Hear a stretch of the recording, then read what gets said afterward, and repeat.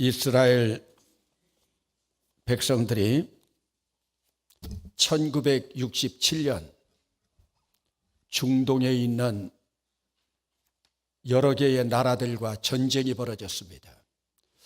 여러분 한번 생각해 보세요.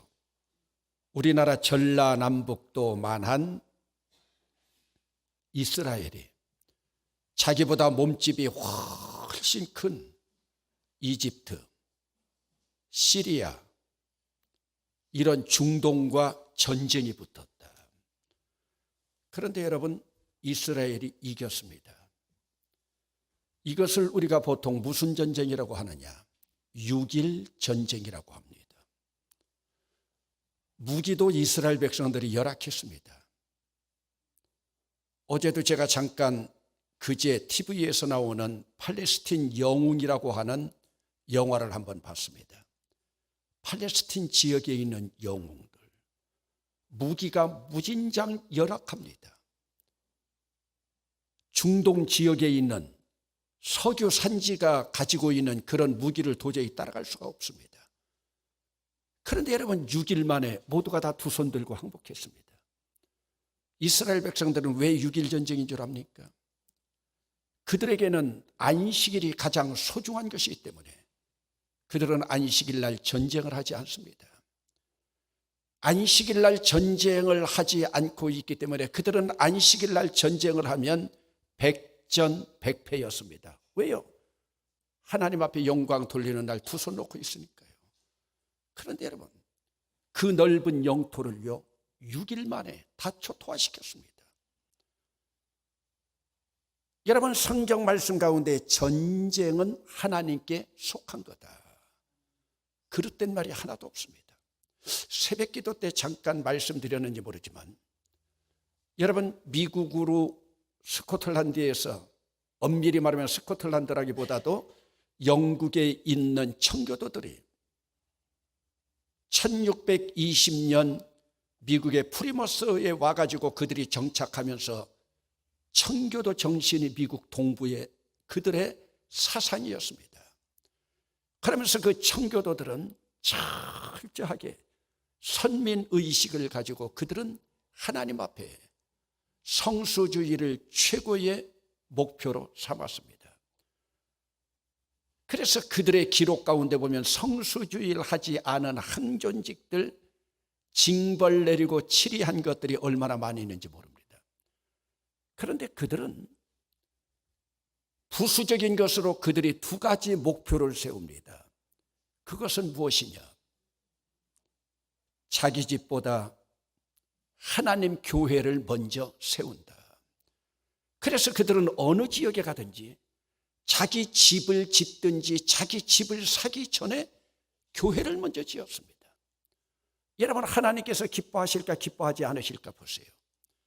여러분, 바벨론 포로 70년 만에 돌아왔던 이스라엘 백성들, 그리고 특별히 느헤미야의 지도를 받아서 왔던 그 이스라엘 백성들, 물론 페르시아에 남아있는 이스라엘 백성들도 많이 있었지만은 고국을 그리면서 돌아온 자들, 자기 집 먼저 짓지 않았습니다. 예루살렘 성벽을 먼저 고쳤습니다.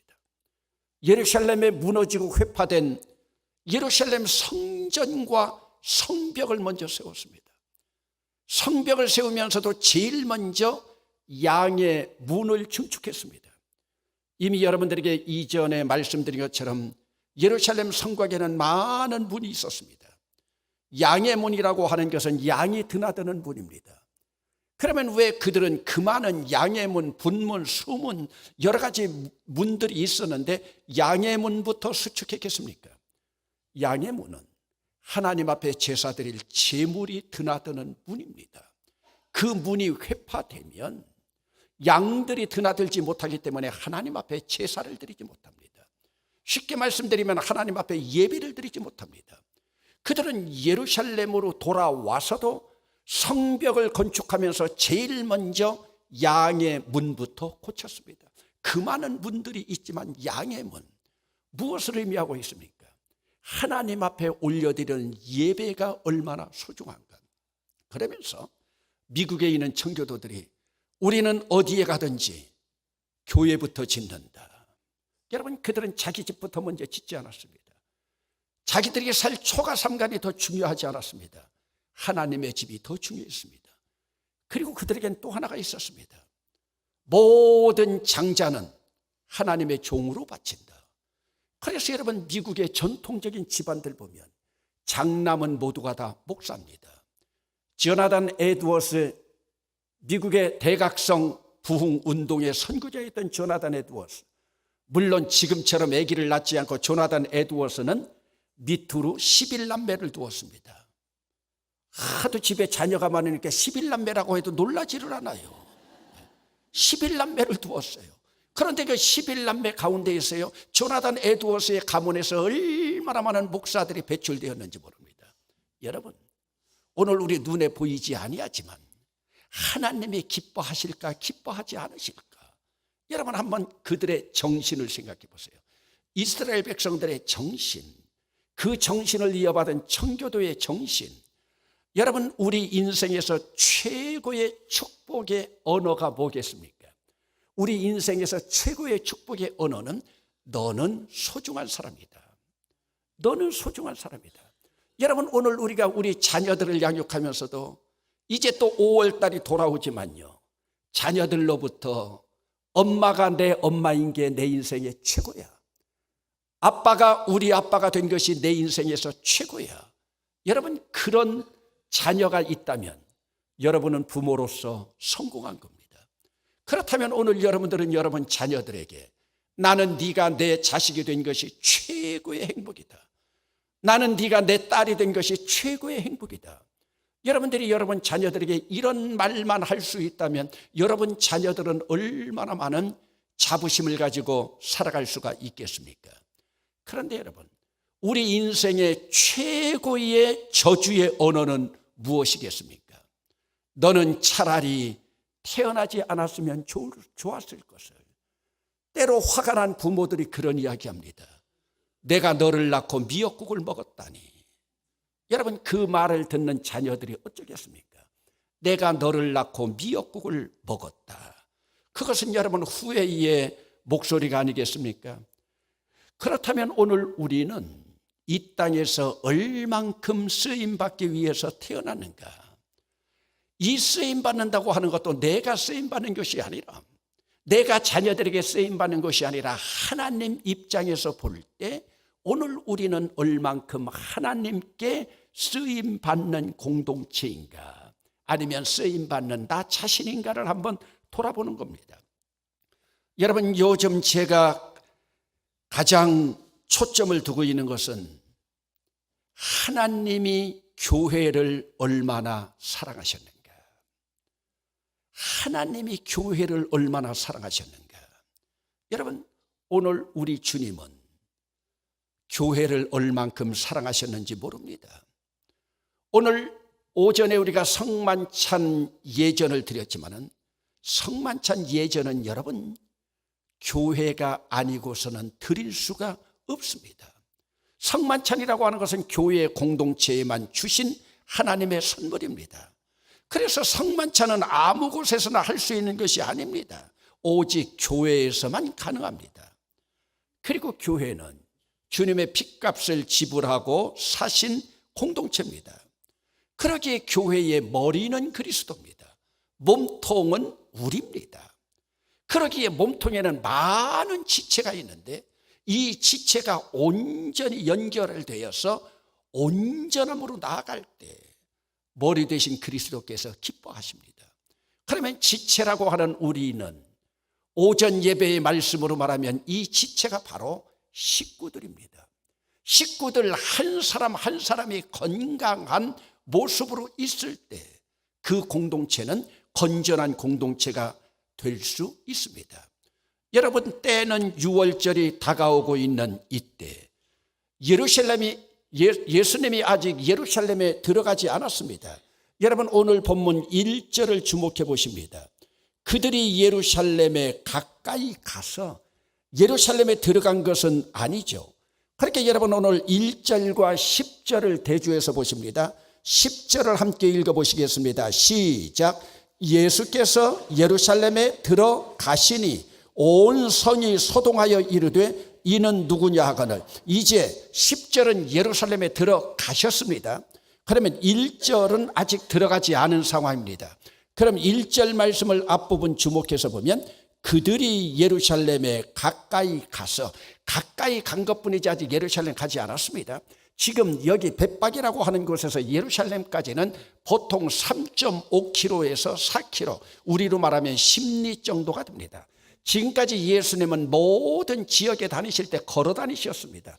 그런데 여러분 4km 정도나 3.5km 정도면 가시던 길 그냥 걸어가도 상관이 없습니다.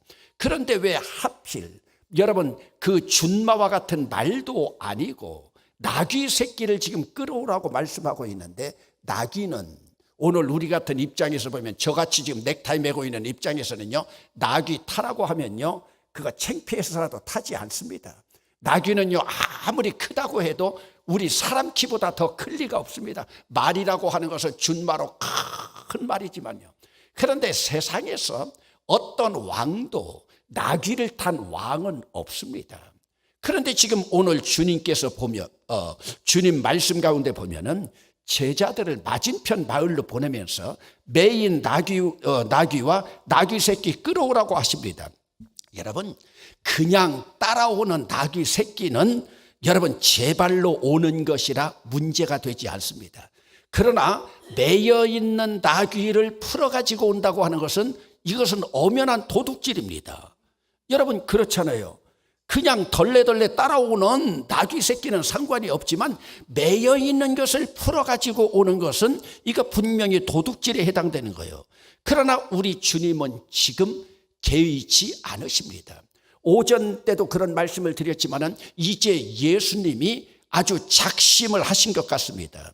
아마도 그 나귀 주인이 누구일까? 이제 여러분들이 좀 쉽게 이해가 될 겁니다. 그 나귀 주인은 보나마나 그 마을의 거시기였습니다. 그 마을의 아무개였던 것입니다. 그러기에 오늘 본문 핵심이 3절인데 3절 말씀을 여러분 한 목소리로 읽어보시겠습니다. 시작. 만일 누가 무슨 말을 하거든 주가 쓰시겠다 하라. 그리하면 즉시 보내리라 하시니. 여러분 그러니까 그 마을은 예수님이 자주 드나드는 마을인데 예수님이 부탁만 하면 거절할 사람이 하나도 없다고. 우리도 이전 시골에서 보면 남 집에 있는 것들을 가져오는 것을 일반적으로, 요즘은 그런 문화가 사라졌지만 배고팠던 시절에 서리한다고 합니다. 그런데 서리하는 것은 들키지 않으면 그냥 지나가 버리는 것이고, 들켜도 같은 동네 사람들끼리 그냥 어지간한 일들은 대화로 그냥 풀어지기도 합니다. 그래서 우리 청년 시절에는요 이런 것들을 악용해서요, 여러분 지금 생각하면 참 잘못된 일인데요, 그 옥천교회 목사님네 집에 있는 토끼하고 닭을요 청년 회원들은 우리가 다 갖다가 잡아먹었어요. 여러분 목사님네 집에서 키우는 거니까요, 목사님한테 들키면 어떡할 거예요? 들키면요 자기 교회 청년들인데 감옥 보낼 거예요? 안 들키면 그냥 끝나는 거고요, 들켜도 상관없고요. 그런데 나중에 지나고 보니까요, 참 가난하고 어렵게 살아가던 그 시절 교역자들 얼마나 힘들었는데, 그런데 나중에 갚으려고 했는데 당사자들이 다 세상 떠나고 없어요. 그 자녀들은 지금 목회하고 있는 목사들도 있고 합니다마는 때때로 우리 청년들이 모이면 그런 이야기도 합니다. 그런데 지금 주께서 쓰시겠다 하라. 그러면 즉시 보내리라. 이것은 보나마나 그 마을에 있는 아무개입니다. 그 마을에 있는 제자들끼리도 함께 이야기하면 다 알 수 있는 그러한 사람입니다. 그런데 오늘 마지막 행진에, 예수님의 마지막 행진에 쓰임받는다. 그런데 여기서 또 하나 우리에게 의문이 있습니다. 이왕 쓰임을 받으려면 사람이 쓰임받는 것이 얼마나 좋은데 이때 쓰임받는 것이 짐승닭입니다. 엄밀히 말씀드리면 그 다음에 구약의 말씀이 나오지만 우리 주님은 철저하게 하나님의 말씀을 이루시기 위한 예언의 말씀 하나하나 거짓이 없이 정확하게 맞춰 들어가고 있습니다. 그러면서 짐승 나귀 새끼를 등장시키면서 지금 여기서 누구를 부끄럽게 하고 있습니까? 예수님을 은 30에 팔아버린, 소위 스스로 제자라고 일컫고 있는, 사실은 제자도 아니었고 자기 호주머니만 채우고 있었던 가론 유다를 비웃는 모습이기도 합니다. 여러분, 우리 구약 성경 가운데도 보면 고운 모양도 없고 풍채도 없은즉 우리가 보기에 흠모할 만한 아름다운 것이 없도다. 무엇을 지칭하고 있습니까? 나귀를 지칭하고 있습니다. 고운 모양도 없고 풍채도 없은즉 우리가 보기에 흠모할 만한 아름다운 것이 하나도 없도다. 여러분, 만왕의 왕이신 예수께서 구약의 예언을 이루시면서 겸손의 상징으로 볼품없는 나귀를 타시면서 지금 정복자가 아니라 평화의 왕으로 오심을 보여주고 있습니다. 지금 오늘 이 본문하고 같이 연결되어지는 것은 나귀 타고 예루살렘 입성하시는 그분에게 로비를 버렸던 요한과 야고보의 어머니가 어떤 모습일까를 한번 생각해 봅니다. 예수님이 예루살렘에 입성하시면 그래도 팔이 안으로 굽는다고 내 형제 주님 따라가게 했는데 요한과 야고보에게 좋은 직책 하나씩 달라고 가서 로비를 버렸는데 자기 자식들이 나귀 타고 가는 자의 우의정, 좌의정과 같은 오른편과 또 좌측편이라. 그런데 오늘 본문의 핵심은 주가 쓰시겠다 하라. 주가 쓰시겠다 하라. 여러분, 오늘 요 본문도요 우리가 깊이 새겨봐야 됩니다. 지금까지 우리 예수님이 자신을 가리켜서 주라고 한 적은 없습니다. 제자들이 주님이라고 불렀고 다른 분들이 주님이라고 불렀지. 그리고 일반적인 사람들은 랍비 선생이라고 불렀지. 주님이 자기 자신을 높이면서 주라고 칭한 것은 오늘 본문밖에 없습니다. 우리 주님은 주로 인자가 온 것이라면서 자기 자신을 인자로 가르쳤고 또 때로는 나는 부활이요 생명이니 하시면서 자기 자신을 에고 에이미, 그래서 나라고는 칭했지만은 주라고 칭한 것은 오늘 본문이 처음이고 마지막입니다. 주가 쓰시겠다 하라. 여러분, 지금 내가 쓰시겠다는 게 아닙니다. 인자가 쓰겠다고 하는 것이 아닙니다. 주가 쓰시겠다 하라. 지금 이 나귀 임자는 지금 그 마음속에 내가 예루살렘에 입성하고 고난의 길 걸어가지만 나를 주인으로, 나를 주님으로, 나를 인정하고 있는 그런 아무개였습니다. 스스로를 가르쳐 주라고 하면서 한번 따라합시다. 오전에도 따라했지만 따라합시다. 큐리오스. 아침에는 큐리에라고 한 것은 호칭이고 큐리오스, 본래 우리 주님은 큐리오스라고 우리가 부르고 있습니다. 그러면서 우리 주님은 마지막 가시는 길에 이제 당당하게 작심하시고, 여러분 마가복음에도 보면 그리스도의 비밀이 있습니다. 아직 나를 밖에 이야기하지 말아라. 그런데 이제 여기에서는 당신 자신을 스스로 드러내고 계십니다. 이제는 내가 주인이다. 예수님의 역사의 주인임을, 내 삶의 주인임을 오늘 우리에게 고백하게 하기 위해서 주님 자신이 주가 쓰시겠다고 해라. 주가 쓰시겠다고 해라. 지금 말씀하고 있습니다.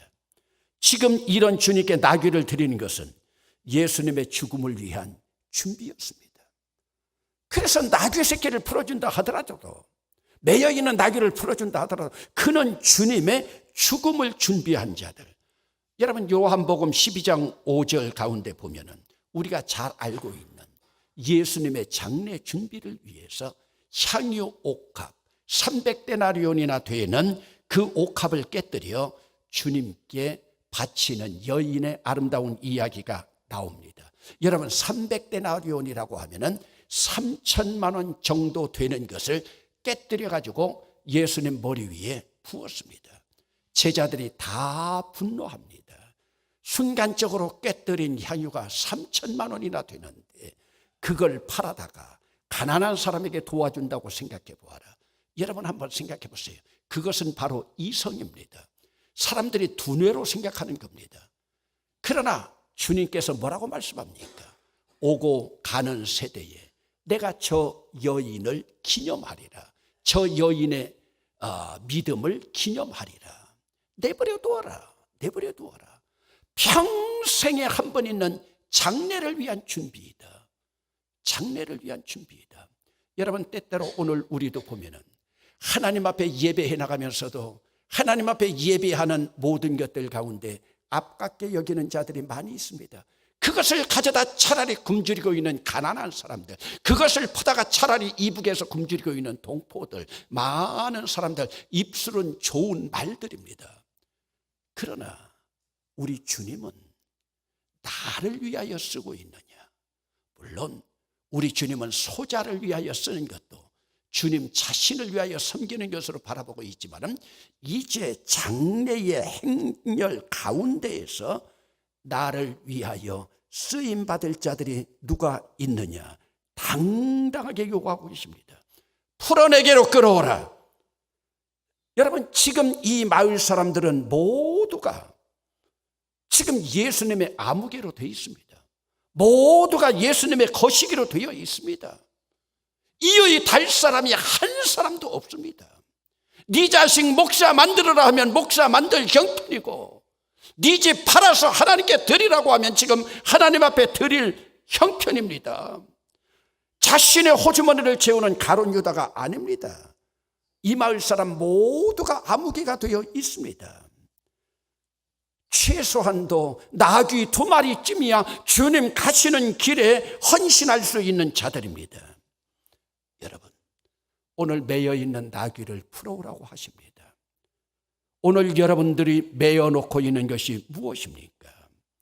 오늘 여러분들은 여러분들의 물질이나 사업에 매여 있는 사람입니까? 아니면 어떤 사람들은 건강 좋지 않은 것에 매여 있는 사람들입니까? 여러분 때로 보면요 건강하기를 원하고 있는데 나중에 건강 찾고 보니까요 찾은 건강 가지고 하나님 앞에 쓰임받는 자가 아니라 약할 때에는 하나님 앞에 간구하더니요 건강해지고 나니까 그거 가지고 허랑방탕하면서 주님께서 원하시는 일과 반대 방향으로 가더라고요. 여러분 그렇게 될 사람들은요 주님 앞에 건강 기도하지 마세요. 적어도 한번 나락으로 빠졌던 그러한 육체가 건강하게 됐으면 하나님을 향하여 영광 돌리면서 나아가야지. 여러분 약한 가운데 있다가 건강 회복시켜 주니까 주님께서 원하시는 반대 방향으로 간다고 할 때 우리 주님께서 그 다음 기도 들어주시겠습니까? 지금 우리 주님께서 매여 있는 것 풀랍니다. 질병에 묶여 있습니까? 죽게 헌신할 때 묶여진 질병이 풀어줄 줄로 믿습니다. 여러분 많은 사람들이 묶여진 질병에 풀려지니 세상으로 나가서 방탕한 범죄를 저지릅니다. 지금 주께서 말씀하십니다. 풀어 끌고 오라. 너희들이 매여 있는 너희들의 물질, 너희들의 건강, 명예, 권세, 달란트까지도 매여 있느냐? 풀어 끌어오라. 여러분 오늘 우리는 헌신이 없기에 풀지도 못하고 끌고 오지도 못하고 있는 우리의 모습 아닙니까? 여러분 자녀들이 지금 헛된 곳에 묶여 있지는 않습니까? 주님께서 쓰시기를 원하는데 엉뚱한 곳에 잘못 쓰여서 때로는 보면은 풀렸던 것들이 다시 매여지는 경우가 있습니다. 풀렸던 것이 다시 묶여지는 그러한 경우에 그때는 이미 때가 늦습니다. 우리의 기회도 건강도 명예도 물질도 주께서 묶으시면 풀 수가 없습니다. 그런데 지금 우리 주님은 매여 있는 것 풀어오라 하십니다. 너희들이 바라볼 때는 낙이 별거 아니지만은 풀어오라십니다. 주께서 쓰시겠답니다. 오늘 여러분 풀어 놓으라는 겁니다. 여러분 주님 앞에 가면 평생 눈 감고 잠잘 것인데, 오늘 이 자리에 계시는 분들 가운데 신앙생활을 하면서 지금까지 새벽기도 한 번도 나오지 못한 분들 있을 겁니다. 매여있는 잠 한번 풀어보라고 말씀하십니다. 매여있는 여러분들의 노예로 매여있는 것들 풀어보라고 말씀하십니다. 주께로부터 5달란트, 2달란트, 1달란트 받는데 풀지도 못하고 묶어두고 주님 앞에 그대로 가져다 바치는 자들, 1달란트 가진 자에게 악하고 게으른 종아 주님께서 말씀하지 않습니까? 그런 사람들은 결국 마귀에게 다 빼앗기는 어리석은 자들입니다. 지금 우리는 주님께서 쓰시기를 원하는 쓰임받는 아무개인가, 아니면 저주의 길로 걸어가고 있는 가론 유다인가? 주님께서 우리에게 이번 한 주간 동안 풀 기간을 허락해 주셨습니다. 매여 있는 것 풀어라. 매여 있는 것 풀어라. 기도합시다.